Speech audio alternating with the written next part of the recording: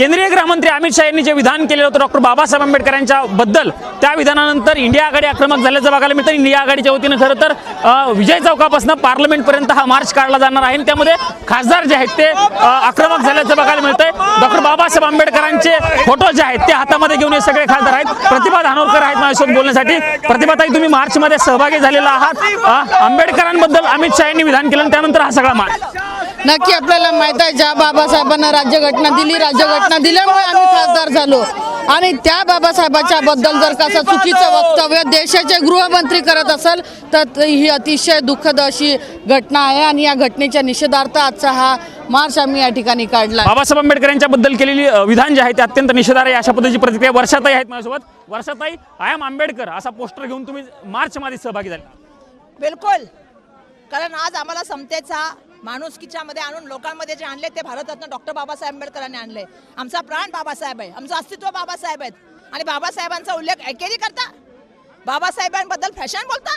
तुम्हाला बाबासाहेब समजले नाही आणि तुम्हाला जे संविधान पण समजलेलं नाही। काल भ्याड हल्ला केला तुम्ही मुंबई काँग्रेसच्या ऑफिसवर, एक दलित महिला आहे, तिला काल अडवण्याचा प्रयत्न केला, तिचे ऑफिस तोडण्याचा प्रयत्न केला। माझं म्हणणं आहे, पहिले तर माफी मागा, राजीनामा द्या। वर्षाताई, मुंबई काँग्रेसचं ऑफिस देखील फोडलं आणि राहुल गांधी आणि काल तुम्ही सगळे आंदोलन करत असताना राहुल गांधीवरती गुन्हा दाखल झालेला, तुम्ही देखील पोलीस स्टेशनमध्ये काल गेलेला होता। असं आम्ही आमच्या FIRचं काय झालं, आमचा तर व्हिडिओ आहे, आमचा व्हिडिओ जर बघाल तर तुम्हाला दिसेल की त्या कशा तऱ्हेने खासदार आमच्या किती जवळ आले होते।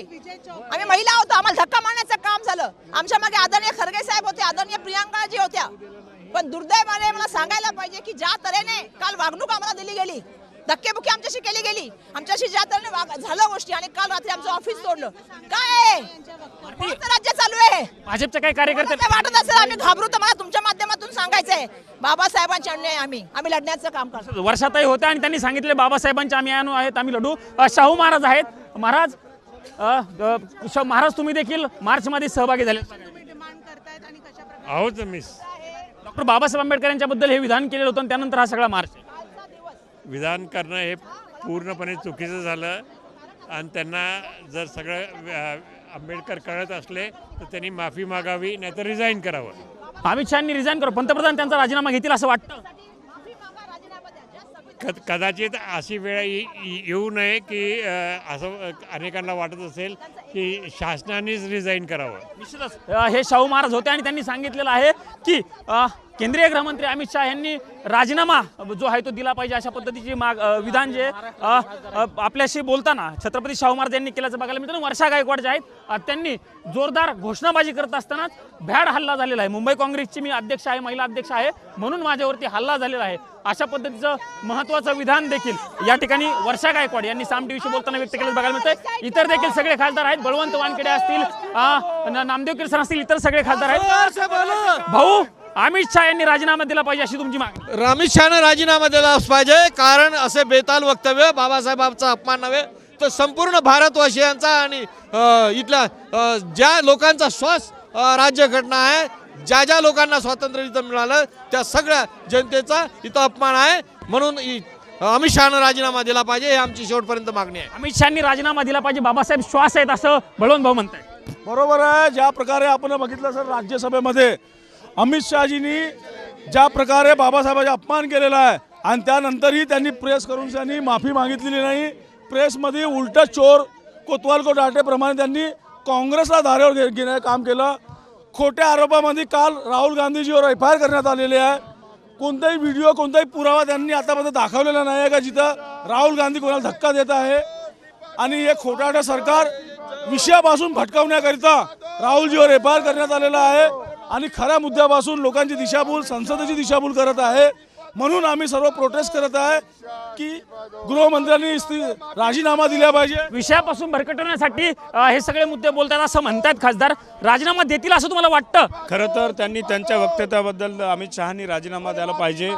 आम्ही शांततेच्या पद्धतीने आंदोलन करत असताना काल जो प्रकार संसदेच्या द्वाराजवळ झाला तो अतिशय निंदनीय प्रकार आहे। आम्हाला मध्ये जाण्यापासून त्यांनी रोखलेला आहे आणि ह्या प्रकाराबद्दल निश्चितच त्यांनी माफी मागायला पाहिजे। निलेशजी, राहुल गांधी यांच्यावरती गुन्हा दाखल झालेला आहे, काल जे प्रकार घडला तुम्ही देखील संसदेच्या समोर होतात, नेमकं काय घडलं होतं? राहुल गांधींवरतीच गुन्हा दाखल केला गेला? तो विषय डायव्हर्ट करण्यासाठी तो केलेला एक केविलवाना प्रयोग होता। तसा काही प्रकार नव्हता. आम्ही काल राहुलजींबरोबर होतो. अशी कुठलीही घटना घडलेली नाही. फक्त विषय डायव्हर्ट करायचा म्हणून हा प्रयोग केलेला आहे. विषय दुसरीकडे भरकटवायचा म्हणून हा प्रयोग केला गेलेला आहे. बगरे सर, वर्षाताई असतील किंवा इतर महिला असतील, वर्षाताईंनी तर गंभीर आरोप केला, त्यांचं मुंबई काँग्रेसचं ऑफिस देखील फोडलं. मी दलित महिला आहे म्हणून माझं ऑफिस फोडलं, असा गंभीर आरोप वर्षाताई गायकवाड यांनी केलेला आहे. मुंबईचं त्यांचं ऑफिस भाजपकडनं फोडलं गेलं काय? अशा प्रकारे एका बाजूला चूक करायची आणि दुसऱ्या बाजूला दडपशाहीच्या पद्धतीने काल कुठल्याही प्रकारची धक्काबुक्की झाली नाही. दोन गट वेगवेगळे एकावर एक समोरासमोर आले, थोडीशी लोटालाटी झाली आणि त्यामध्ये ते सारंगे असतील किंवा दुसरे खासदार किरकोळ जखमी झाले. परंतु तो इश्यू मोठ्या प्रमाणावरती करून हे लक्ष वळवण्यासाठी चाललंय. नक्कीच अमित शहा यांनी माफी मागितली पाहिजे आणि या वैयक्तिक या प्रकरणाची जबाबदारी स्वीकारून राजीनामा दिला पाहिजे. या प्रकरणाची जबाबदारी स्वीकारून राजीनामा दिला पाहिजे अशा पद्धतीची मागणी केली जाते. सगळ्याच पक्षाचे खासदार खरं तर या मार्चमध्ये सहभागी झाल्याचं बघायला मिळतं आणि मेरा भगवान आंबेडकर, आय एम आंबेडकर अशा पद्धतीचे बॅनर आहेत. नामदेव किरसान आहेत माझ्यासोबत. किरसान सर, तुम्ही मार्चमध्ये सहभागी झाले तर माफी मागावी अमित शहा यांनी, अशी तुमची भूमिका. आणि माफीच नाही, राजीनामा सुद्धा द्यावा, एवढं घाणेरडं स्टेटमेंट त्यांनी केलेलं आहे आणि ते राज्यसभेमध्ये हे अत्यंत निषेधार्ह आहे आणि त्यांनी राजीनामा द्यायला पाहिजे. अमित शहा यांनी केलेलं विधान निषेधार्ह आहे. त्यांनी राजीनामा द्यायला पाहिजे, माफीच नाही तर राजीनामा द्यायला पाहिजे अशा पद्धतीचं महत्त्वाचं विधान देखील या ठिकाणी महाविकास आघाडीचे खासदार करताना बघायला मिळतंय.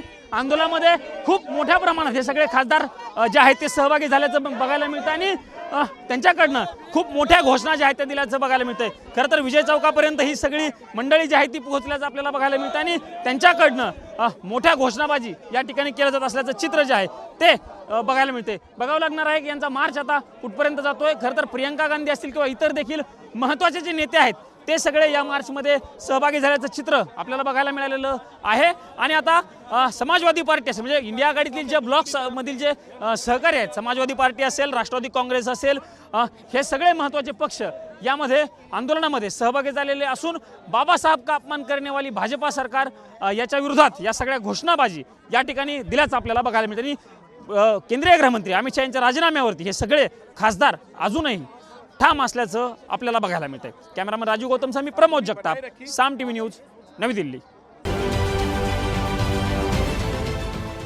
देश विदेशातील प्रत्येक घडामोडींचे लाईव्ह अपडेट मिळवण्यासाठी आता साम टीव्हीच्या सर्व सोशल मीडिया प्लॅटफॉर्मला लाईक, फॉलो आणि सबस्क्राईब करा. तसंच सर्व नोटिफिकेशनसाठी बेल आयकॉन प्रेस करायला विसरू नका.